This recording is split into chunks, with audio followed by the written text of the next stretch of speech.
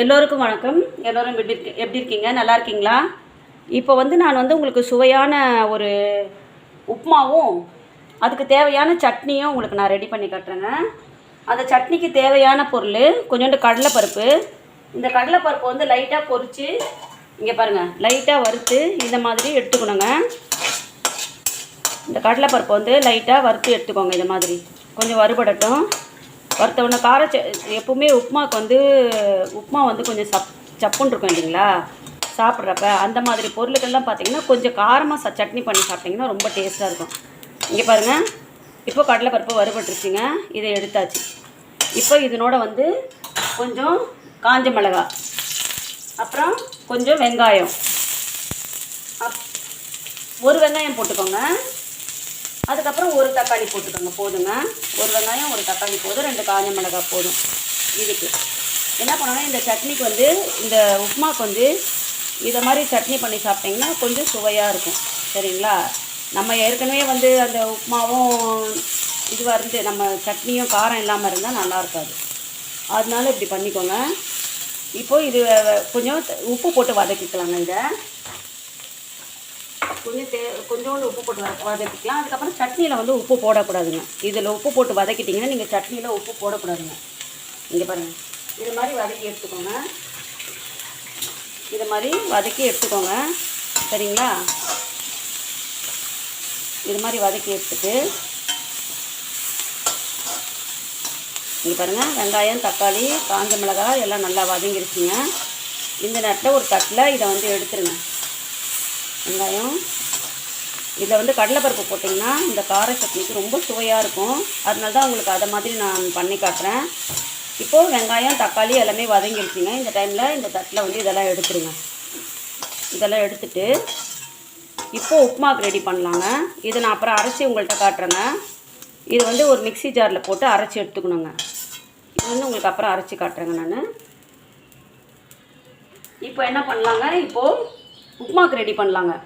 உப்புமாவுக்கு எண்ணெய் ஊற்றிடலாங்க. உப்புமாவுக்கு எண்ணெய் ஊற்றிடலாம். இப்போ என்ன பண்ணணுன்னு கேட்டிங்கனாக்கா, எல்லோரும் இந்த கடலைப்பருப்பு, உளுத்தம்பருப்பெல்லாம் வறுத்து ஒரே தட்டில் போட்டு வச்சுருவாங்க, ஒரே கடாயிலே போட்டுருவாங்க. இப்போ கொஞ்சோண்டு முந்திரி பருப்பு வறுத்து எடுத்துக்கலாங்க. முந்திரி பருப்பு கொஞ்சம் வறுத்து லைட்டாக வறுத்து எடுத்துக்கலாம். முந்திரி பருப்பு வறுத்து எடுத்துட்டு, முந்திரி பருப்பு இருக்கவங்க போடலாம், இல்லைன்னா கடலைப்பருப்பு, உளுத்தம்பருப்புமே போட்டுக்கலாங்க. எப்படி செஞ்சாலும் உப்புமா ரொம்ப சுவையாக தான் இருக்கும். ஆனால் இந்த மெத்தடில் பண்ணி பாருங்கள், ரொம்ப சுவையாக இருக்கும். ஏன்னாக்கா நம்ம எல்லோரும் ஒரே மாதிரி அது கடலைப்பருப்பு, உளுத்தம்பருப்பெல்லாம் அந்த தண்ணியில் கலக்கிறப்ப என்ன ஆகுன்னு கேட்டிங்க. இதை பாருங்கள், முந்திரி வறுபட்டுருச்சு. நான் எடுத்துடுறேன். இங்கே பாருங்கள், முந்திரி வறுத்தாச்சுங்க. முந்திரியே எடுத்துடுறேங்க. இதுலேருந்து முந்திரியை எடுத்துடுறேங்க. இப்போது கடலைப்பருப்பு போடலாங்க. கடலைப்பருப்பு இதை பாருங்கள், 2 ஸ்பூன் கடலைப்பருப்பு போட்டிருக்காங்க. இந்த கடலைப்பருப்பும் இந்த எண்ணெயிலே வறுத்துடலாங்க. இந்த கடலைப்பருப்பும் நல்லா எண்ணெயிலே வறுத்து எடுத்துடலாம். இதையும் எடுத்துடலாம். எண்ணெயில் வறுத்துட்டு இது கூட இங்கே பாருங்கள் 2 ஸ்பூன் உளுந்து வச்சுருக்கேங்க. இதையும் போட்டுடலாம்.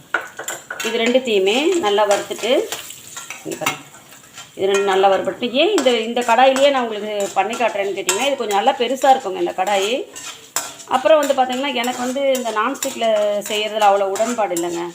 அதனால நான் இந்த கடாயில் தான், அலுமினி கடாயில் செய்கிறது கொஞ்சம் எனக்கு சந்தோஷமாக இருக்கும். அதனால நான் இதிலே பண்ணுறேன். உங்களுக்கு எதில் பிடிக்குமோ அதில் பண்ணிக்கோங்க. இருந்தாலும் என்னோடய சஜஷன் உங்களுக்கு நான் சொல்கிறேங்க. இது இப்போ கடலைப்பருப்பும் உளுந்தும் பொரிஞ்சிருச்சுங்க. இப்போ நான் இது 2த்தையுமே எடுத்துடுறேன். இப்போது இந்த 2த்தையும் எடுத்து இந்த முந்திரி பருப்பு வச்சேன் பார்த்திங்களா, இந்த முந்திரி வச்சேன் பார்த்திங்களா, இதுலேயே இந்த 2த்தையும், இந்த 2 பருப்பையும் தனியாக எடுத்து வச்சிடணுங்க. இங்கே பாருங்கள், இது 2மே பொரிஞ்சிருச்சு. இப்போ இதை தனியாக எடுத்து வச்சிடலாங்க. முந்திரியும் கடலைப்பருப்பு, உளுத்தம்பருப்பு இதில் தனியாக எடுத்து வச்சிடலாங்க. இப்போ என்ன பண்ணலாம், இன்னும் கொஞ்சம் எண்ணெய் சேர்த்துக்கணும். அதில் இப்போது இன்னும் கொஞ்சம் எண்ணெய் சேர்த்துக்கோங்க. இன்னும் கொஞ்சம் எண்ணெய் சேர்த்துக்கோங்க. எண்ணெய் சேர்த்துட்டு இப்போது கடுகு போட்டுக்கோங்க. ஏன்னா ஏற்கனவே நம்ம உளுத்தம்பருப்பும் இதுவும் போட்டு வறுத்து எடுத்துகிட்ருக்கோம். அதனால் வெறும் கடுகு போட்டுக்கோங்க. கடுகு, உளுத்தம்பருப்பு வேணும்னா இன்னும் கொஞ்சம் போடுறவங்க போட்டுக்கலாம், இல்லாட்டி வேண்டாம், கடுகு மட்டும் போதும். இப்போ நான் கடுகு போட்டுக்கிறேங்க. கடுகு போட்டு பாருங்கள், உடனே பொரிஞ்சிருச்சு கடுகு. இந்த நேரத்தில் என்ன பண்ணோம், நம்ம உப்புமா செய்கிறதுக்கு எப்போவுமே தண்ணி ரெடி பண்ணி வச்சுக்கணுங்க. தண்ணி பக்கத்தில் இது மாதிரி கொதிக்க வச்சுக்கணும் தண்ணியை. சரிங்களா? இது மாதிரி கொதிக்க வச்சுக்கோங்க தண்ணியை. இப்போது கடுகு பொரிஞ்சிருச்சுங்க. இந்த நேரத்தில் கொஞ்சம் கருவேப்பிலை, அதுக்கப்புறம் இங்கே பாருங்கள் 2 வெங்காயம், பெரிய வெங்காயம் நறுக்கி வச்சுட்டு இந்த 2 வெங்காயத்தை போட்டுடலாம். எப்போவுமே வந்து பச்சை மிளகாய் வந்து ஃபஸ்ட்டு எண்ணெயில் போட்டோன்னு வச்சுக்கோங்களேன், ஒரு மாதிரி பொரிஞ்சு கலரு நல்லா இல்லாமல் ஒரு மாதிரி பார்க்கறதுக்கு நல்லா இருக்காது. அதனால் இந்த மெத்தடில் பண்ணிங்கன்னா கொஞ்சம் நல்லா இருக்குங்க. இப்போது இது கொஞ்சம் லைட்டாக வெங்காயம் வந்து வதங்கியிருக்கு பாருங்கள். இந்த நேரத்தில் என்ன பண்ணலாம், இப்போது பச்சை மிளகாய் போட்டுக்கலாம். சரிங்களா? இப்போ பச்சை மிளகாய் போட்டுக்கலாங்க. இந்த மெத்தடில் செஞ்சு பாருங்கள், உங்களுக்கு ரொம்ப பிடிக்குங்க. இப்போ பச்சை மிளகாய் போட்டுக்கலாம். இப்போ பச்சை மிளகாவும் வெங்காயமும் கொஞ்சம் வதங்கியிருக்குங்க. இந்த நேரத்தில் இங்கே பாருங்கள் வச்சுக்கலாம் ஒரே ஒரு தக்காளி போடணுன்னு அவசியம் இல்லைங்க. ஆனால் வந்துட்டு கொஞ்சம் பார்க்கறதுக்கு கலர்ஃபுல்லாக இருக்குன்றதுக்காக நம்ம தக்காளி போடுறோம். உப்புமாவுக்கு வந்து தக்காளி போடணுன்ற அவசியமே இல்லைங்க. தக்காளி போடாமலே உப்புமா வந்து ரொம்ப டேஸ்ட்டாக தான் இருக்கும். வெங்காயம் பச்சை மிளகாய் போட்டாலே போதும், தக்காளி போடணுன்ற அவசியம் இல்லை. இப்போ நான் தக்காளி போட்டிருக்கேன். இப்போ தக்காளி வதங்கிறதுக்கு கொஞ்சமாக இங்கே பாருங்கள் கொஞ்சமாக உப்பு சேர்த்துக்கிறேங்க. இங்கே பாருங்கள் இதில் வந்து கொஞ்சம் உப்பு சேர்த்துக்கிறேன். இப்போது உப்புமாவுக்கு தேவையான உப்பு, அப்புறம் வந்து தண்ணி ஊற்றுனதுக்கப்புறம் ஊற்றிக்கணும். இப்போ லைட்டாக இது வதங்கிறதுக்கு மட்டும் கொஞ்சம் உப்பு சேர்த்துக்கிறேங்க. இங்கே பாருங்கள் இப்படி வதக்கிடுங்க. இந்த மாதிரி வதக்கிடுங்க. வதக்கிட்டு இப்போ வெங்காயம் தக்காளி பச்சை மிளகாய் எல்லாம் வதங்கிடுச்சுங்க. கருவேப்பிலை போட்டிருக்கோம், எல்லாம் வதங்கிடுச்சுங்க. இந்த நேரத்தில் நம்ம என்ன பண்ணணும்னு கேட்டிங்கன்னா, இங்கே பாருங்கள் பக்கத்துலேயே சுடு தண்ணி வச்சுருக்கோம் இல்லைங்களா? சுடு தண்ணி வச்சுருக்கோம். நான் வந்து இப்போது இந்த ஆழாக்கில், இந்த பித்தளை ஆழாக்கில் ஒரு ஆழாக்கு போட்டிருக்கேங்க. உப்புமாவுக்கு வந்து ஒரு ஆழாக்கு போட்டிருக்கேன். 2 ஆழாக்கு போடுறவங்க 4.5 டம்ளர் தண்ணி ஊற்றுங்க. ஒரு ஆழாக்கு போடுறவங்க 2.5 டம்ளர் தண்ணி ஊற்றுங்க. ஏன்னா உப்புமா வந்து கொஞ்சம் நின்று வேகணும் இல்லைங்களா? ரவை கொஞ்சம் பெரிய ரவையாக இருக்கனால அது நின்று வேகிறதுக்காக நம்ம அப்படி பண்ணுறோங்க. இங்கே பாருங்கள் இப்போது நம்ம தண்ணி வச்சுருக்கோம், இதில் தண்ணி வச்சுருக்கோம். இங்கே பாருங்கள் இந்த தண்ணி எடுத்து 1 டம்ளர் ஊற்றிருக்கோம். ஏன்னா ஏற்கனவே சுட வச்சோம்னா வேலை மிச்சம், நம்மளுக்கு டைம் ரொம்ப வேஸ்ட் ஆகாது. அதனால இன்னொன்று இப்போது 2வது டம்ளர் தண்ணி ஊற்றிருக்கோம். நம்ம சுட வச்சுருக்கனால பாருங்கள் சீக்கிரமாக கொதிச்சிடுது பாருங்கள். இப்போது 2.5 டம்ளர் தண்ணி ஊற்றியாச்சுங்க. 2 டம்ளர் தண்ணி இதில் வந்து ஊற்றியாச்சுங்க. ஊற்றிட்டு இப்போ என்ன பண்ணணும், கொதிக்க ஆரம்பிச்சிருச்சிங்களா? இந்த டைமில் கொஞ்சம் கொஞ்சமாக ரவை போடுங்க. வறுத்து வச்சுருக்கேன், இது வந்து வறுத்து வச்சுருக்கேங்க. இந்த ரவை வந்து 1 டம்ளர் ரவை பொன்னிறமாக வறுத்து வச்சுருக்கேன். நான் உங்ககிட்ட சொல்லலை, இப்போ சொல்கிறேன். பொன்னிறமாக 1 டம்ளர் ரவையை வந்து வறுத்து வச்சுருக்கேன். இங்கே பாருங்கள் இப்படி போட்டு நம்ம கிண்டிக்கிட்டே இருக்கணுங்க. கொஞ்சம் ஸ்டவ்வை வந்து ஸ்டவ் ஆஃப் பண்ணாதீங்க, கொஞ்சம் ஸ்லோவில் வச்சுருங்க. சரிங்களா? ஏன்னா இந்த ரவை வேகணும் இல்லைங்களா? அதனால வந்து கொஞ்சம் ஸ்லோவில் வச்சுட்டு இப்படி பண்ணுங்க. ரவை ஸ்லோவில் வச்சுட்டு இப்படி பண்ணிக்கிட்டே வாங்க. இப்போ லைட்டாக ரவை வந்து வெந்துக்கிட்டே இருக்குங்க. ரவை வெந்துட்டுருக்குது. இந்த டைமில் வந்து பார்த்தீங்கன்னாக்கா இப்போ நம்ம வறுத்து வச்சுருக்கோம் பார்த்தீங்களா, இதெல்லாம் வந்து இந்த டைமில் தாங்க சேர்த்துக்கணும். இப்போ ரவை வந்து ஓரளவுக்கு வெந்துருச்சுங்க, கட்டி ஆகலை, இன்னும் ஓரளவுக்கு வெந்துருச்சு. இங்கே பாருங்கள் ஓரளவுக்கு வெந்துருச்சு ரவை. இப்போ நம்ம இதை மாதிரி பண்ணும்போது இதை மாதிரி இருக்கப்போ போட்டிங்கன்னா வாயில் கடிக்கிறதுக்கு ரொம்ப சுவையாக இருக்குங்க.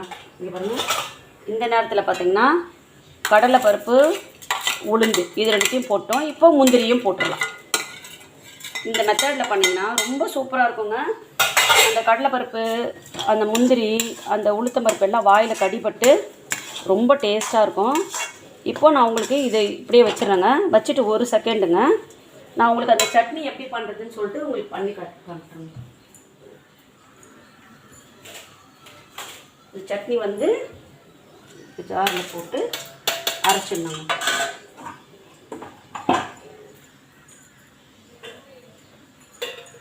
அந்த உப்புமா வந்து இந்த மெத்தடில் பண்ணிங்கன்னா ரொம்ப டேஸ்ட்டாக இருக்கும். குழந்தைங்களாம் ரொம்ப விரும்பி சாப்பிட்டோம். நீங்கள் வந்து லஞ்சுக்கு கூட கட்டி கொடுக்கலாம் இந்த உப்புமாவை. சரிங்களா?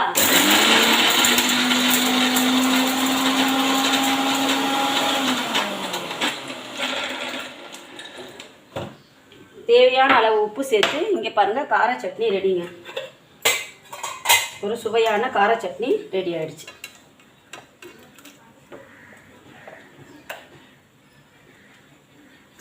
சுவையான கார சட்னி ஒன்று ரெடி ஆகிடுச்சு. இங்கே பாருங்கள் இது வந்து இந்த கார சட்னி அரைச்சி எடுத்துட்டாங்க. சுவையான கார சட்னி. இந்த சட்னி வந்து நீங்கள் வந்து இந்த உப்புமாவோட பரிமாறும் போது ரொம்ப சுவையாக இருக்குங்க. இப்போ வந்து பார்த்தீங்கன்னாக்கா இந்த நேரத்தில் நல்லா இதை கிண்டி விட்டுட்டு இங்கே பாருங்கள் இது இப்படி கிளறி விட்டுட்டு இந்த நேரத்தில் கொஞ்சம் கொத்தமல்லி தூவிக்கலாங்க. இந்த மெத்தடில் உப்புமா பண்ணுங்கள், ரொம்ப சுவையாக இருக்கும். இப்போ கொஞ்சம் கொத்தமல்லி தூவிக்கலாம். கொத்தமல்லி தூவிட்டு இப்போ வந்து பரிமாறலாங்க. ஒரு தட்டில் அழகாக ஒரு தட்டில் வந்து பரிமாறிக்கலாம்.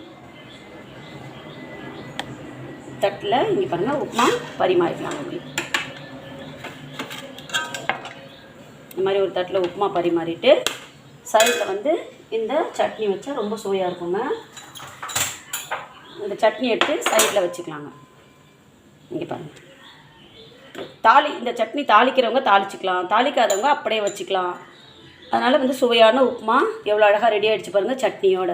மிக்க நன்றிங்க. என்னோடய சேனலை சப்ஸ்கிரைப் பண்ணுங்கள். மிக்க நன்றிங்க. சுவையான உப்புமா ரெடி ஆகிடுச்சிங்க.